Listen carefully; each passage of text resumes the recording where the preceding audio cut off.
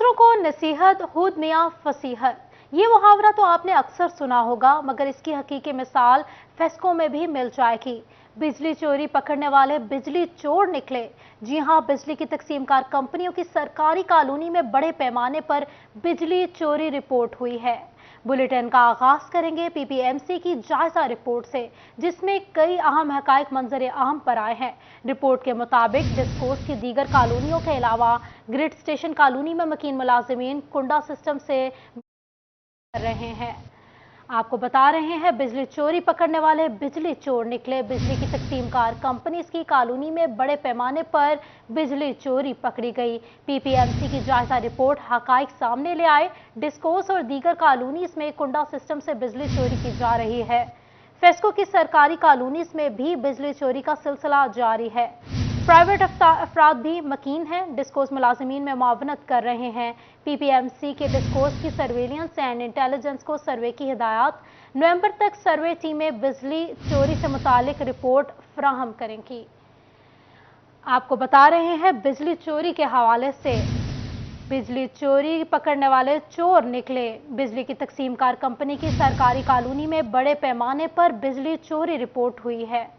पीपीएमसी की जायजा रिपोर्ट से, जिसमें कई अहम हकाइक मंजर आम पर आ गए हैं। रिपोर्ट के मुताबिक डिस्कोस की दीगर कॉलोनियों के अलावा ग्रिड स्टेशन कॉलोनी में मकीन मुलाजिमीन कुंडा सिस्टम से बिजली चोरी कर रहे हैं।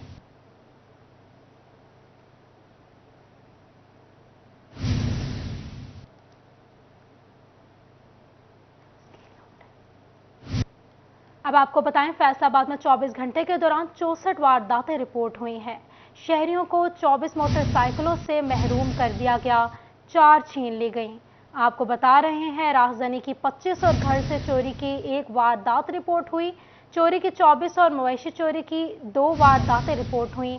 डकैती मुज़ाहमत पर 2 शहरी जख्मी हो गए, डाकू गोली मार गए। बात कर लेते हैं तैयब मकबूल से। तैयब, बताइएगा। तो बिल्कुल फैसलाबाद में वारदातों का सिलसिला थमने का नाम नहीं ले रहा। फैसलाबाद में पुलिस के दादोशुमार के मुताबिक पिछले 24 घंटे के दौरान 24 डकैती चोरी राहगीरों की वारदातें रिपोर्ट हुई है। इन वारदातों के दौरान शहरियों के 24 मोटरसाइकिल चोरी हो गए, जबकि डाकू शहरियों से 4 मोटरसाइकिल छीनकर फरार होने में कामयाब हो गए। राजधानी की 25 वारदातें रिपोर्ट हुई है, जिसके दौरान शहरियों से कीमती मोबाइल फोन, नकदी और दीगर सामान छीन लिया गया है। इसी तरह एक घर में डकैती की वारदात हुई है। चोरी की 24 वारदातें हुई है, जिसमें शहरी कीमती सामान से महरूम हुए। चोरी की भी 2 वारदातें रिपोर्ट हुई है। सितमजरी की ये कि फैसलाबाद में 24 घंटों के दौरान डकैती मुज़ाहमत पर डाकुओं ने 2 शहरियों को गोली मारकर जख्मी कर दिया और फरार हो गए। 24 घंटों में होने वाली किसी एक भी वारदात का पुलिस की जानिब से सुराग नहीं लगाया जा सका। जी, बहुत शुक्रिया तैयब, अपडेट करने के लिए।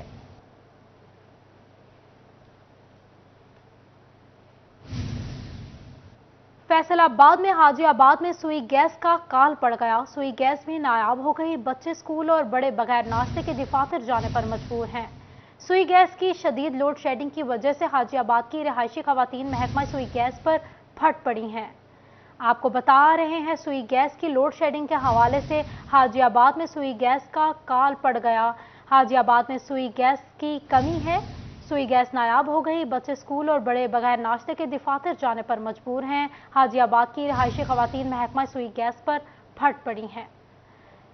बात कर लेते हैं, हमारे साथ मौजूद है मोहम्मद अली नारू जी। बताएगा अली, क्या मौक़िफ़ है? जी बिल्कुल, जैसे ही सर्दी की शिद्दत में इजाफा हुआ है, फैसलाबाद के बेशतर इलाकों से सुई गैस जो है वो मुकम्मल तौर पर गायब हो चुकी है, नायाब हो चुकी है सुई गैस की। बाद में जहां पर इलाके की खवातीन जो हैं वो सरापा एहतजाज हैं, नाला नजर आती हैं सुई गैस से। उनका कहना है कि घर में जो है वो खाने पीने का निज़ाम जो है वो मुकम्मल का जो है वो सामना करना पड़ा है। खवातीन मेरे साथ मौजूद है, इनसे बात कर लेते हैं। जी बताइएगा, कितना दुरानिया बढ़ गया लोड शेडिंग का और क्या मसाइल आ रहे हैं?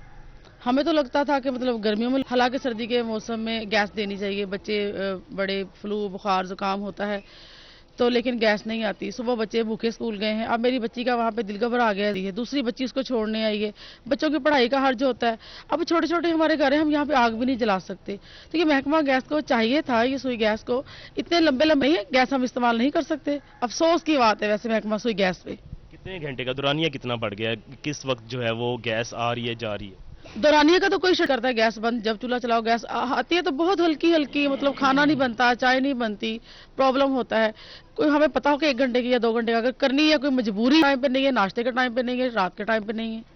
जी बिल्कुल, खाने के दौरान जब खाने का वक्त होता है तब लोड शेडिंग बढ़ जाती है गैस की। और भी खवातीन मौजूद हैं, इनसे भी जान लेते हैं। जी बताइए। बहुत टेंशन, बहुत परेशानी है। बच्चों ने स्कूल सुबह जाना होना, मियाँ साहब ने ड्यूटी पे जाना, तो फिर बहुत मसला बनता, भूखे जाते हैं वो। कह जाते हैं तो आप लोगों ने कोई राब्ता किया हो? बात की है कि गैस एक्शन हुआ है अभी तक? नहीं, कोई नहीं हुआ अभी तक कोई एक्शन नहीं हुआ। यहाँ पर और भी खातून मौजूद हैं। जी आप बताइए। गैस सुबह के टाइम वो भी लड़ के गए, बच्चे भुखे स्कूल जाते हैं, बहुत मुश्किल। किराया के मकान है, मालक मकान अग भी नहीं जलान देंगे, कहते मकान खराब होंगे, फिर असं की कर सकते हैं। पर खड़े हैं, इनसे ही बात कर लेते हैं। जी बताइएगा की मसला आ रहा हैगा कि ਤੁਹਾਡੇ ਇਲਾਕੇ ਦੇ ਵਿੱਚ ਵੀ गैस नहीं आ रहा?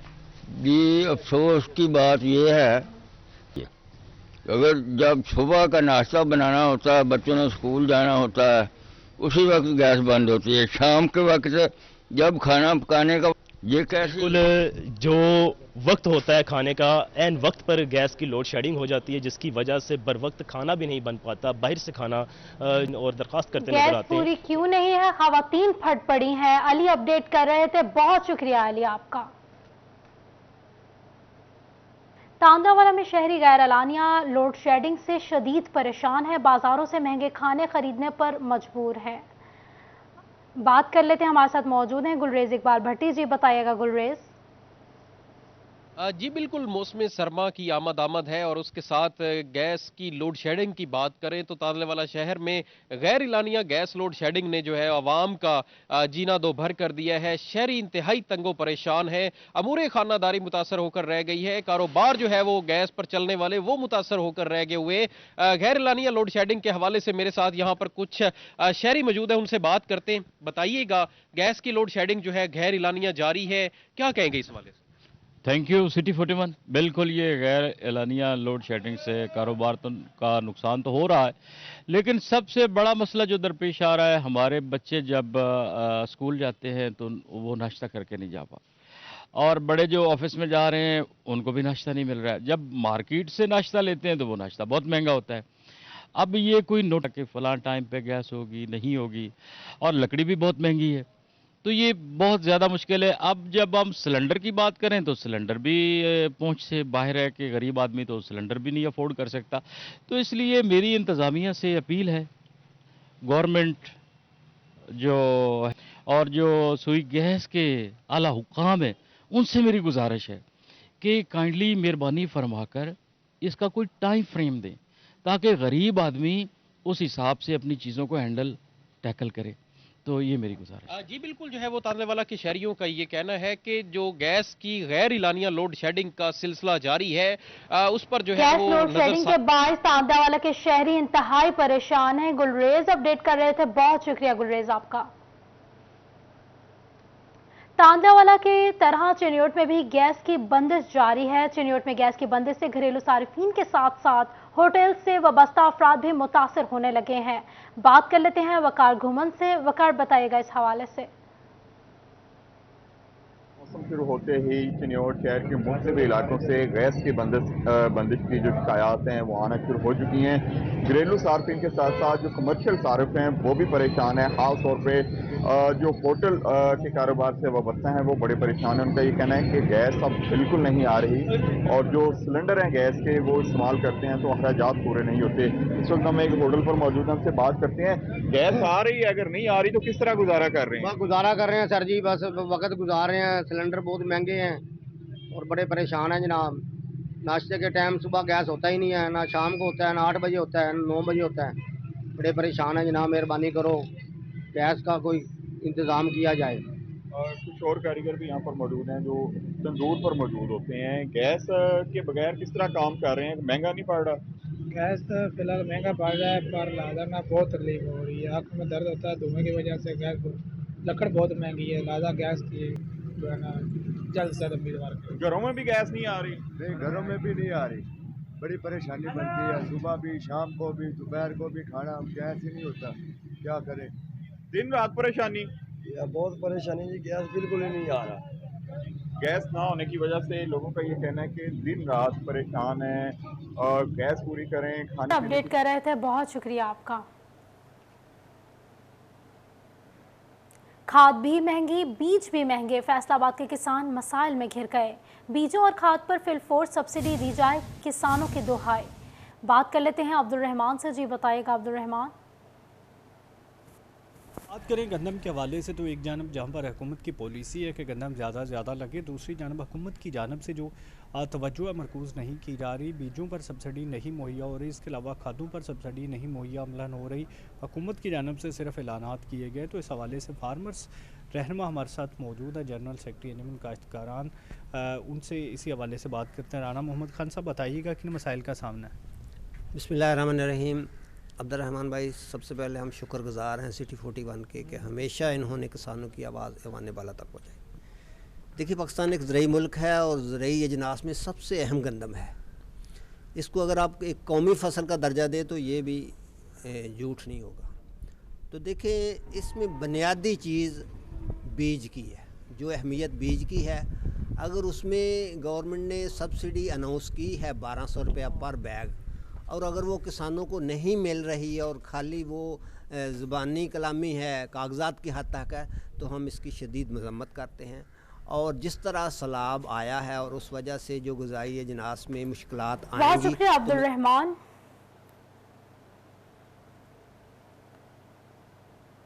पाकिस्तानी कपास महंगी, चीन की सस्ती हो गई। चीनी फाइन कॉटन 48, पाकिस्तानी 54,000 की। चाइना कॉटन की कीमतें कम होने से पाकिस्तानी कॉटन की कदर गिर गई। सूतर मंडी फैसलाबाद में पाकिस्तानी कॉटन की खरीद ना होने के बराबर 5,000 के फ़र्क ने कपास के काश्तकारों को भी बदतरीन बहरान में मुब्तला कर दिया है। इसी हवाले से मज़ीद बात कर लेते हैं मोहम्मद बिलाल डोगर से। जी बताइएगा बिलाल। बिल्कुल, एशिया की सबसे बड़ी सूतर मंडी फैसलाबाद के अंदर एक अहम पेशरफ चल रही है कि पाकिस्तान की कॉटन से चाइना की कॉटन सस्ती है। यानी कि हमारी अपनी कॉटन, क्योंकि हमें इसके हवाले से बहुत सारी चीज़ें सामने देखने को मिल रही हैं कि पाकिस्तानी कॉटन इस वक्त ख़रीद नहीं हो रही और लोग कपास की तरफ जाने के बजाय दूसरी फसलों की तरफ मुंतकिल हो रहे हैं। फैसल मियां मौजूद हैं। फैसल भाई, ये हमें किसानों से पता चला है कि लोग कपास नहीं लगा रहे, पहले शॉर्टेज है और अब कपास की तरफ क्यों नहीं जा रहे? पाकिस्तानी कॉटन का रवाज या उसकी डिमांड क्यों कम हो रही है? बिलाल भाई, सबसे पहले तो जो पाकिस्तानी कॉटन है ना, ये बिल्कुल कोर्सल काउंट में चलती है। कोर्सल काउंट जो एक्सपोर्ट होता है यूरोप को, यूरोप इस वक्त रिसेशन में जा रहा है और वैसे भी उसके माशी हालात उसके डिस्टर्ब हैं, क्योंकि क्रूड ऑयल वगैरह वो सारा यूक्रेन से आता था। उस वजह से हम इसको मसले में देख रहे हैं। जो बेसिकली मेरा ख्याल के मुताबिक कॉटन का मसला है ना, वो अब यान आ रहा है 60 सिंगल कॉटन, 52 सिंगल कॉटन, जितना भी फाइन काउंट है ना, वो चाइना से आ रहा है और वो पाकिस्तानी कॉटन यान से बहुत ज़्यादा सस्ता है। यानी अगर 60 सिंगल का ही एग्जांपल दी जाए कि 54,000 का बोरा मिल रहा है हमें लोकली, तो वहाँ से हमें 48,000 का बोरा मिलेगा, तो वो ज़ाहिर बात है लोकल सनत जो है वो डिस्टर्ब होगी। मुझे ये लग रहा है कि आने वाले दिनों में फ़ाइन काउंट जो है ना, वो कॉटन यान जो है वो बहुत ज़्यादा नीचे आ सकता है। वो बहुत नीचे आएगा। यकीनन तौर पे इसके असरात जो हैं कपास की काश्त के ऊपर भी पड़ेंगे, क्योंकि जैसे इन्होंने बताया। बहुत शुक्रिया बिलाल अपडेट करने के लिए। आलमी मईशत की सुस्त रफ्तारी की वजह से कामयाब कारोबारी इदारे भी दबाव का शिकार होने लगे हैं। आलमी महंगाई से ई कॉमर्स के कारोबार भी शदीद मुतासर हो रहे हैं। ई कॉमर्स कंपनी अमेज़ॉन ने अपने 10,000 मुलाजमीन को फारिग करने का मंसूबा बना लिया। अमेज़ॉन से जुड़े ट्रेडर्स ने उसे पाकिस्तान की ई कॉमर्स के लिए बुरी खबर करार दे दिया। बात कर लेते हैं शराज भट्ट से। शराज बताइएगा। चैम्बर ऑफ कॉमर्स इंडस्ट्री में ये इजलास मुनक्कद हुआ है ज़ेर सदारत सदर ऐवान सनअत व तिजारत डॉक्टर खुर्रम तारिक के। और इस वक्त हम जानते हैं कि एक्सपोर्टर्स के लिए मसाइल बढ़ते चले जा रहे हैं। कॉस्ट ऑफ डूइंग बिजनेस यानी पैदावारी लागत में इंतहा का इजाफा हो चुका है। बिजली और गैस की कीमतें जो है वो बहुत ज़्यादा बढ़ चुकी हैं और सुनने में अब ये आ रहा है कि 167% गैस की प्राइसेस मजीद बढ़ाने के हवाले से हुकूमत जो है वो तैयारियां कर रही है। बिजली की प्राइसेस में कमर्शियल सार्फिन के लिए और लोकल सार्फिन के लिए भी इजाफा किया जा रहा है, जिस पर आज ये मीटिंग कॉल की गई है। एक्सपोर्टर्स भी इसमें मौजूद थे, खासतौर पर कौसर टेक्सटाइल और साबिक सदर Faisalabad chamber of commerce industry Mohammad Saeed भी इस इजलास में मौजूद थे। डॉक्टर खुर्रम तारिक का कहना था कि बहुत ज़रूरी है कि अब अपनी आवाज़ जो है वो उठाई जाए और हकाम बाला तक अपनी आवाज़ पहुँचाई जाए। उनका यह कहना था कि हम हुकूमत के मशकूर हैं कि उन्होंने 19.90 पैसे फ़ी यूनिट के हिसाब से बिजली जो है एक्सपोर्टर्स के लिए कर दी है और 50 सेक्टर्स जो हैं उनके लिए बिजली जो है सब्सिडाइज की है। लेकिन इसके साथ साथ दीगर और बड़े शुक्रिया मामला शराज भट्ट आगाह करने के लिए।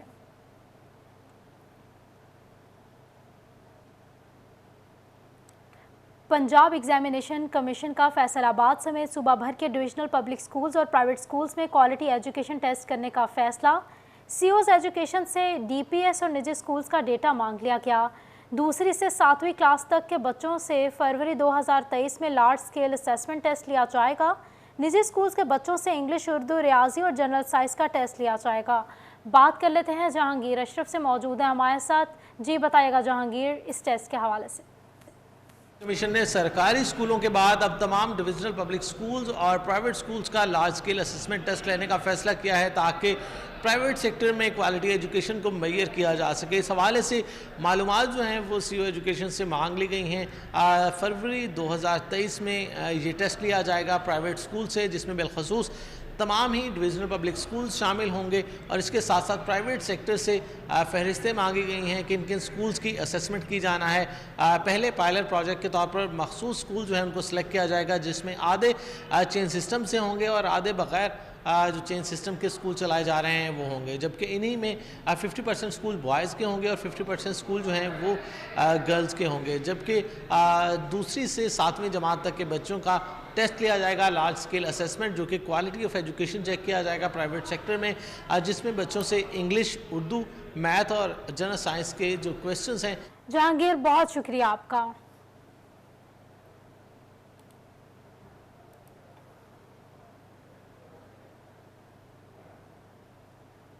Government college women university Faisalabad में आलमगीर आज़ादी और मजहब के तहफ़्फ़ुज़ के लिए इकबाल के ख़यालात के मौजू पर सेमिनार जारी है। आइए आपको लिए चलते हैं। पाकिस्तान के लोगों के दिलों के करीब आना चाहती हूँ। मुझे कोई 2-3 अहम बातें बताएं, क्या वो चीज़ें हैं विच विल एंड।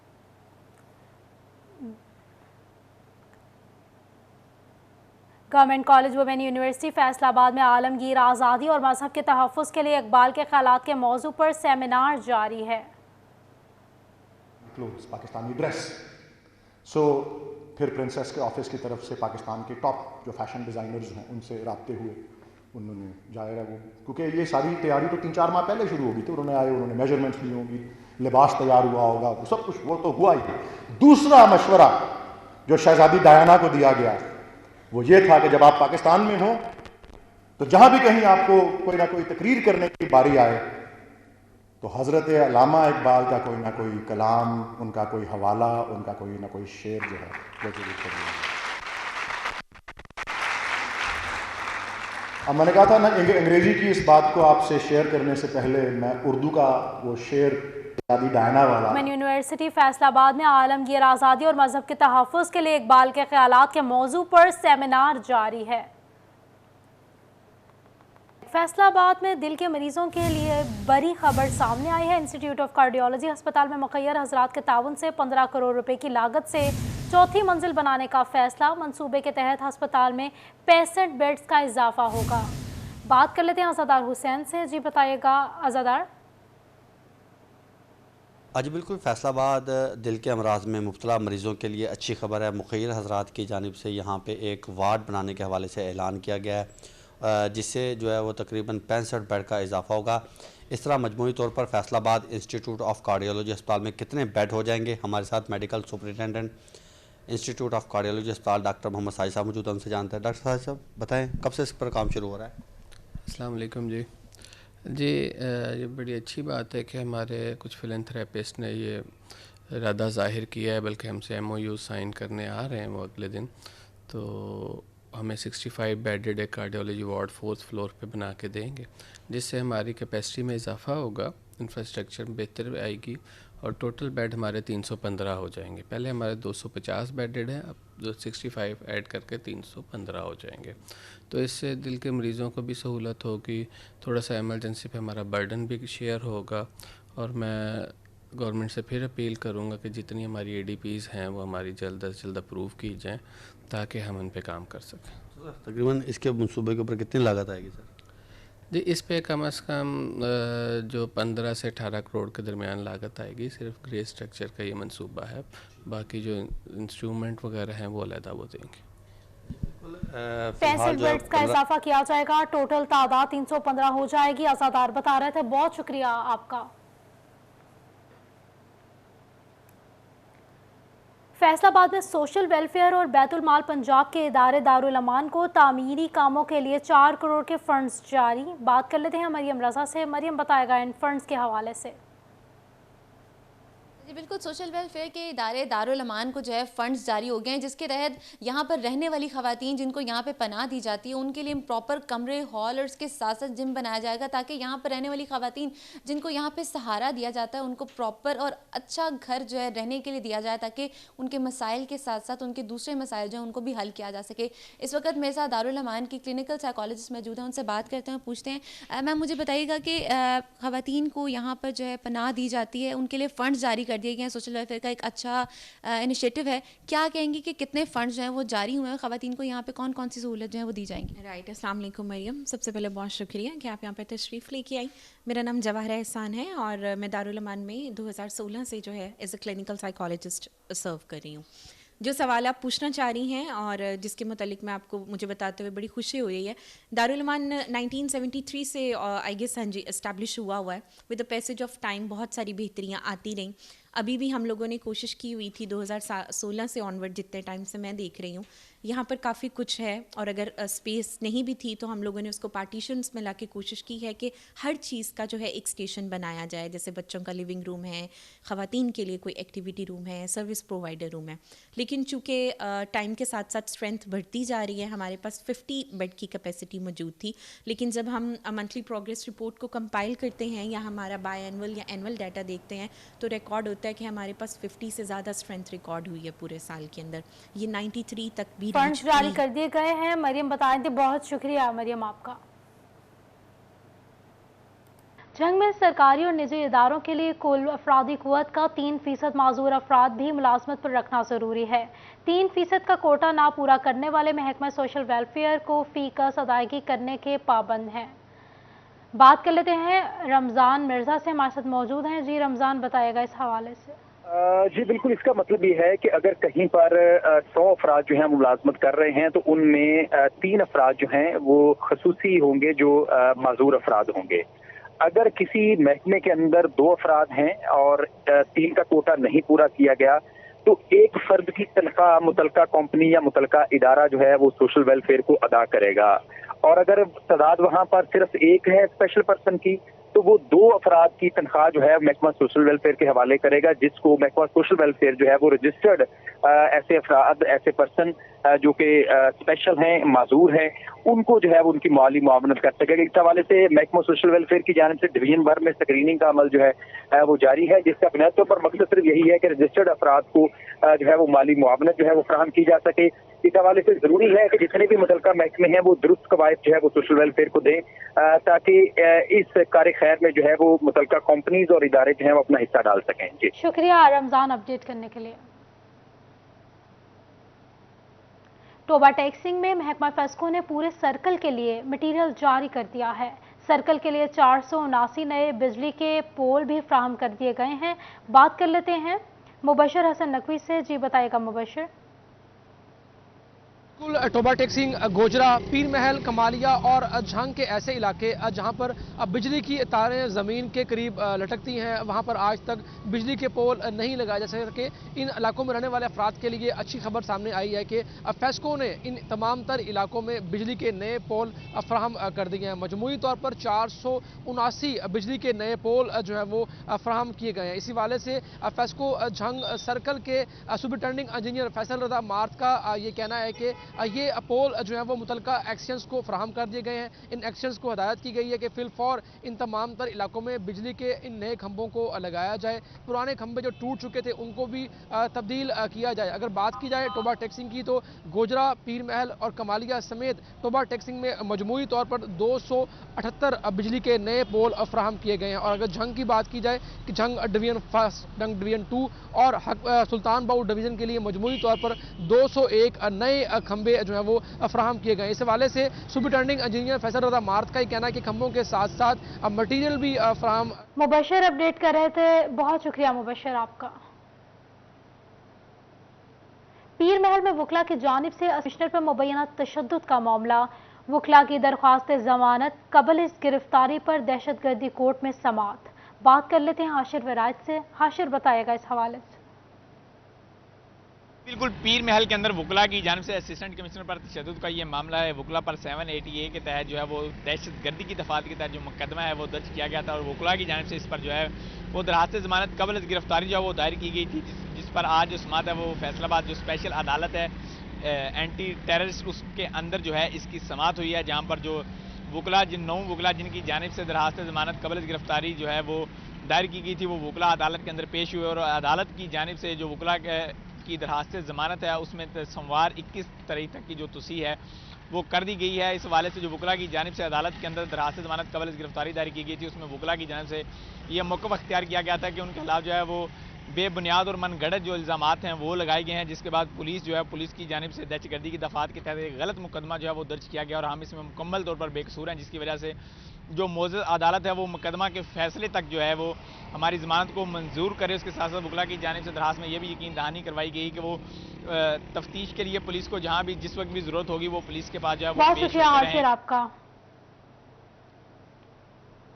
वज़ीर आला पंजाब चौधरी परवेज इलाही से फैसलाबाद के अरकान सूबाई असम्बली मलिक फारूक, उमर फारूक और मियां वारिस अजीज ने मुलाकात की। सियासी सूरत हाल और तरक्याती अमूर पर गुफ्तगू की।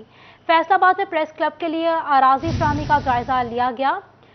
मलिक उमर फारूक की जानिब से डिचकोट को तहसील का दर्जा देने की भी दरख्वास्त की गई।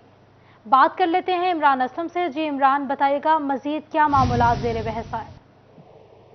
बिल्कुल, ज़िला पंजाब चौधरी परवेज इलाही की फैसलाबाद के अरकान सूबाई असम्बली मलिक उमर फारूक और चेयरमैन FTA मियां वारिस से मुलाकात हुई है। मुलाकात में सेक्रेटरी ज़िला मोहम्मद खान भट्टी भी मौजूद थे। मुलाकात में सियासी सूरत हाल और फैसलाबाद डिवीजन में तरक्याती कामों के हवाले से जब गुफ्तगू हुई, जिस पर मलिक उमर फारूक की जानिब से फैसलाबाद के कस्बा डिचकोट को तहसील का दर्जा देने की दरख्वास्त की थी, जिस पर वज़ीर आला पंजाब की जानिब से डिचकोट को तहसील का दर्जा देने का जो है वो जायजा लेने के हवाले से यकीन दहानी करवाई गई। ज़िला पंजाब परवेज इलाही की जानिब से फैसलाबाद स्टेडियम में 100 बेड का इजाफा जो है वो किए जाने का जो है वो भी ऐलान किया गया और फैसलाबाद के लिए जो है वो बैरून मुल्क के माहिरीन की खिदमत जो है वो लेने का फैसला किया गया। इस मौके पर जो है वो मियां वारिस अजीज मलिक उमर फारूक की जानिब से फैसलाबाद के जो हल्कों में जो मसाइल हैं उस हवाले से जो है वो मसाइल पेश किए गए। इस मौके पर जो है वो शुक्रिया इमरान अपडेट करने के लिए। आपको बताएं, टोबा में सिटी अस्पताल में फेंकी गई शराब की बोतलें सिटी 41 सामने ले आया है। दूसरी जानिब सिटी अस्पताल में लाखों मालियत की गाड़ियां भी खुले आसमान तले गल सड़ रही हैं। सिटी अस्पताल में रहने वाले वकील गाड़ियों में अपने मवेशियों की चारा डालकर देने लगे हैं। बात कर लेते हैं, हमारे साथ मौजूद हैं उसामा यासीन। जी बताइएगा उसामा। बिल्कुल, मैं इस वक्त टोबा टेसिंग के सबसे बड़े सरकारी अस्पताल सिटी अस्पताल के अंदर मौजूद है। मेरा कैमरामैन जवाद नासर अगर आपको मेरे हक़ में दिखा सके कि यहाँ पर लाखों रुपए करोड़ों रुपए मालियत की सरकारी गाड़ियाँ जो कि तबाह हाली का शिकार है। किसी गाड़ी का बम्पर मौजूद नहीं है, तो किसी गाड़ी का टायर मौजूद नहीं है, तो किसी गाड़ी का इंजन निकाल कर फ़रोख्त कर दिया गया है या कोई चोरी हो चुका है, लेकिन इन गाड़ियों का कोई पुरसाने हाल नहीं है। ये करोड़ों रुपए मालियत की यहाँ पर गाड़ियाँ जो खुले आसमान तले ख़राब हो रही हैं, जंग आलूद हो रही हैं। अगर फुटेज में आपको देखा जा सकता है कि सरकारी गाड़ियों में भैंसों को चारा डालकर दिया जा रहा है। अगर मेरा कैमरामैन दिखा सके आपको कि इस साइड पर ये सरकारी अस्पताल के अंदर शराब की खाली बोतलें जो कि फेंकी गई हैं, मुलाजमीन की जानिब से फेंकी गई हैं, क्योंकि यहाँ पर सरकारी क्वार्टर मौजूद हैं, रहायशें मौजूद हैं। यहाँ पर सरकारी मुलाजमीन अंदर मौजूद हैं जो कि रहायशें हैं। शराब की बोतलें यहाँ पर पड़ी हुई हैं। इस साइड पे ये भी एक शराब की खाली बोतल यहाँ पर फेंकी गई है। लेकिन शहरियों का यही मुतालबा है कि सरकारी गाड़ियाँ जो गल सड़ रही हैं यहाँ पर, क्योंकि शहर के तमाम तर सरकारी अस्पताल में अपडेट करने के लिए।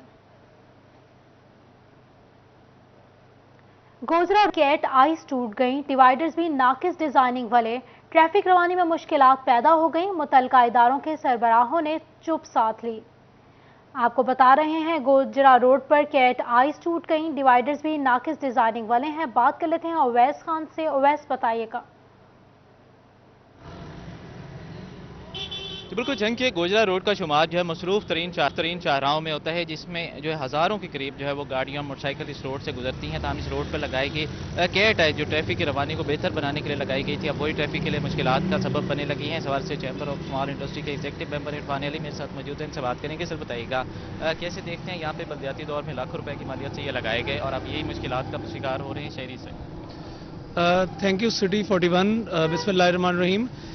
ये जब भी जंग के अंदर हम बाहर निकलते हैं और ट्रैवल करते हैं तो बहुत बड़ी दिक्कत ये आती है कि जंग के अंदर सबसे पहले तो कोई ट्रैफिक मैनेजमेंट सिस्टम नहीं है, और अगर ट्रैफिक के फ्लो को बेहतर करने के लिए ये जो कैट आइज इन्होंने लगाई तो बेसिकली तो इसका कोई यहाँ पे दरमियान में काम कोई नहीं है। दरमियान में हमेशा डिवाइडर लगाए जाते हैं और उनके अंदर प्रॉपर वो ग्रीनरी या उसके अंदर ऐसी तकसीम कार्य की जाती है कि आने जाने वाली गाड़ियों की लाइट्स भी एक दूसरे पर ना पड़े। लेकिन ये भी एक ट्रैफिक के रूल्स की खिलाफ वर्जी है कि जो इन्होंने ये कैट आइज लगाई, इससे जो और ये भी दरमियान में कई टूटी पड़ी हैं, इससे गाड़ियों के टायर खराब हो जाते हैं और लोग ये अभी भी आप सामने देखें तो रिक्शे इधर से इधर आ रहे हैं, इधर से इधर आ रहे हैं, तो डिवाइडर होने का उसका फार्मूला तो पूरा ना हुआ। तो जब भी कोई हुकूमत का कोई डेवलपमेंटल काम करे तो कम से कम इसको अच्छी तरह मशवरा करके और लॉन्ग टर्म बेसिस पे काम होने चाहिए, ताकि अब ये लगने पे लाखों रुपए लगे हैं, अब इसको उतारने पे लाखों रुपए लगेंगे। तो ये जबानी जमा खर्च के जरिए से हमारे मुल्क का इंफ्रास्ट्रक्चर उठ ही नहीं रहा। हम अपनी जगह अगर अपने इंफ्रास्ट्रक्चर को एक मुल्क, एक कौम, एक शहर नहीं उठाता, उसके बाद वो तरक्की का ख्वाब कैसे देख सकता है?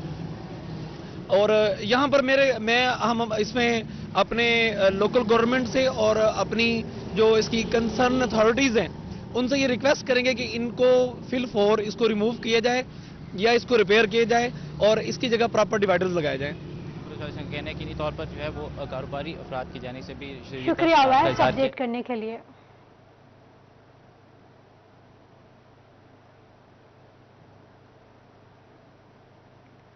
फैसलाबाद में रीजनल टैक्स दफ्तर की जानिब से सेल्स टैक्स चोरी करने वालों के खिलाफ कार्रवाई। 12 करोड़ रुपए से जायद सेल्स टैक्स चोरी करने पर 2 कंपनियों को ब्लैक लिस्ट कर दिया गया। आप बात कर लेते हैं उमैर असमत से। उमैर बताएगा इन कंपनीज के हवाले से।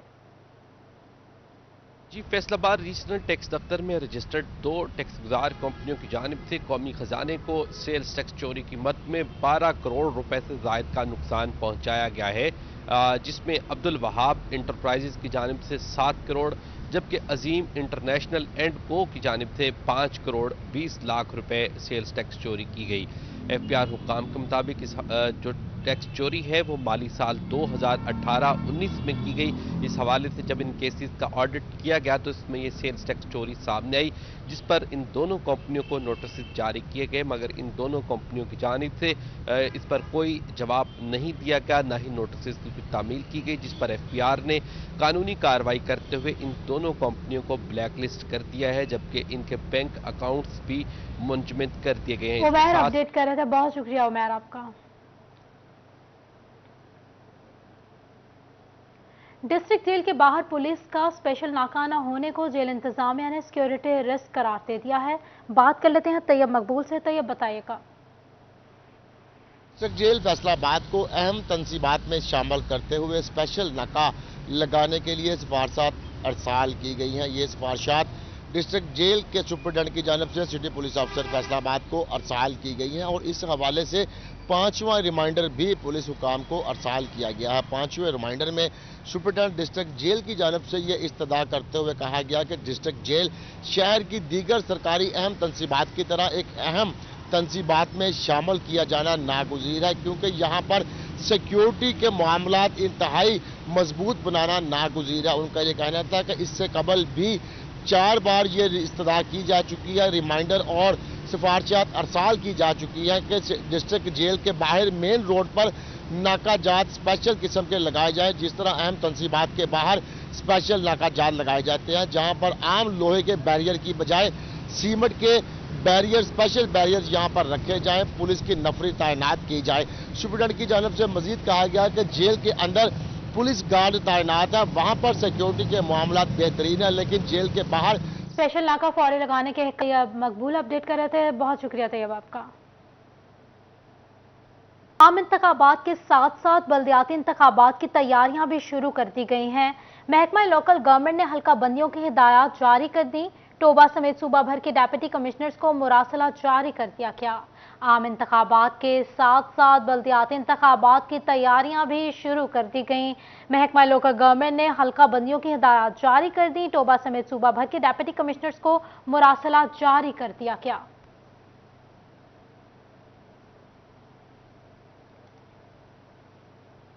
वर्ल्ड वुमेन समिट फाउंडेशन की जानिब से देहाती इलाकों में खवातीन की कारकर्दगी को सराहने वाली 4 खवातीन को अवार्ड से नवाजा गया। बात कर लेते हैं, हमारे साथ मौजूद है खिलजा लियाकत। खिलजा बताएगा इस अवार्ड्स के हवाले से। जी बिल्कुल, पूरी दुनिया में बहुत सारी ऐसी ख़वातीन हैं जो देहाती इलाकों में रहती हैं और उनकी आगाही के लिए, उनकी फ्राहमी के लिए, उनको एम्पावर्ड करने के लिए हम लोग कुछ करते नहीं हैं। इनकी एम्पावरमेंट के लिए हमें कुछ ना कुछ करना चाहिए ताकि वो जो ख़वातीन हैं उनकी जो क्रिएटिविटी है हम उसको उभार सकें। तो world women summit foundation Geneva Switzerland ने ऐसे काम करने वाली ख़वातीन जो देहाती इलाकों में जाके ख़वातीन की सलाहियतों को उभार रही थी उनको अवार्ड दिया। पूरी दुनिया में 4 ख़वातीन को इस अवार्ड से नवाजा गया और एशिया में सिर्फ एक खातून को इस अवार्ड से नवाजा गया जिनका नाम है क्रिस्टीना बीटर। वो ना सिर्फ एशिया बल्कि पाकिस्तान की एक खातून है मेरे साथ मौजूद है इस वक्त। आइए इनसे इस हवाले से मजीद जानते हैं। जी बताइएगा, इस अवार्ड से नवाजा गया, वैसे भी ख़वातीन के लिए जो काम करना है वो बहुत ज़्यादा अच्छा होता है कि आप उभारें ऐसी ख़वातीन को जिनको कोई हाव ना हो, जिनको पता नहीं है, तो आप इस हवाले से मजीद क्या कहेंगी? जी थैंक यू वेरी मच। मैं सिटी 41 की शुक्रगुजार हूँ कि उन्होंने मुझे दावत दी यहाँ पे आने की और मेरे इस अवार्ड के हवाले से मुझसे बात कर रहे हैं। मेरे लिए ना सिर्फ मेरे लिए बल्कि ये पाकिस्तान के लिए बहुत बड़ा अवार्ड है क्योंकि पूरी दुनिया से 476 ख़वातीन की नॉमिनेशन हुई थी और ये उन ख़वातीन को अवार्ड दिया गया है जिन्होंने देहाती ख़वातीन की तरक्की में उनकी बेहतरी के लिए जो है वो बहुत सारे काम जो है वो सर अंजाम दिए हैं। तो 476 ख़वातीन जो कि 122 मुल्कों में से नॉमिनेट हुई थी उनमें से 4 औरतों को सिलेक्ट किया गया और उनमें एक मेरा नाम था। तो मेरे लिए ये बहुत बड़ा सरप्राइज़ भी था और मैं खुदा की बहुत ज़्यादा शुक्रगुजार हूँ क्योंकि मैं तो एक अरसा दराज से 27 साल से हम लोग देहाती ख़वातीन की तरक्की के लिए, बहाली के लिए और खुशहाली के लिए काम कर रहे हैं ताकि वो ख़वातीन जिन तक जहाँ गवर्नमेंट हमारी नहीं पहुँच सकती हम उनको तालीम दें। शुक्रिया अपडेट करने के लिए। Government college women university Faisalabad में आलमगीर आज़ादी और मजहब के तहफ़्फ़ुज़ के लिए इकबाल के ख़यालात के मौजू पर seminar. I condemn this accursed religious and social sectarianism. I condemn this in the name of God, in the name of humanity, in the name of Moses, in the name of Jesus Christ, and in the name of Him. Passes through the very fiber of my soul when I think of that exalted name. Yes, in the name of Him who brought the final message of freedom. In the name of Him who brought the final message of freedom and equality to mankind. Fight not for the interpretation of the truth when the truth itself is in danger. It is foolish to complain of stumbling when you walk in the darkness of the night. Let all come forward and toll of the nation.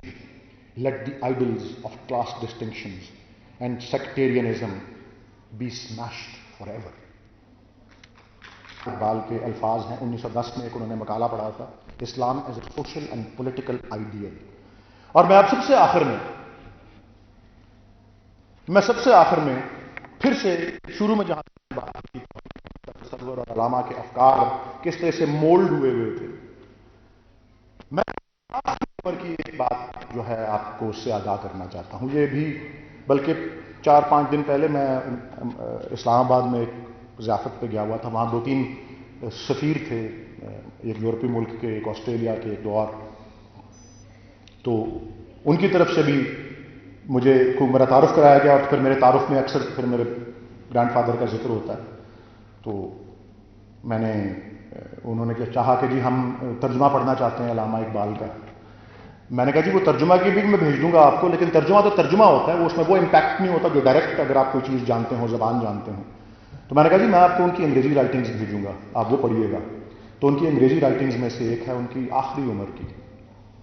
मैं उसके, क्योंकि वो अंग्रेज़ी में है, वो मैं अंग्रेज़ी में पढ़ूंगा, लेकिन उससे पहले मैं उर्दू का उनका एक शेर, मैं आखिर में शेर पे नहीं करूंगा, आखिर में उसी पे करूंगा। शहजादी डायना जब वो बड़ी ग्लैमरस खातून थी, एज यू नो, जिन लोगों को याद है उनकी ज़िंदगी, बड़ी ग्लैमरस खातून थी और बड़े बड़ी उनमें इंसानियत पाई जाती थी, बड़ी कॉजेज़ जिनके पीछे वो खड़ी होती थी, चैरिटेबल कॉजेज़, लैंड माइन्स, बारूदी सुरंगें, कैंसर और लेप्रेसी और क्या क्या कुछ वो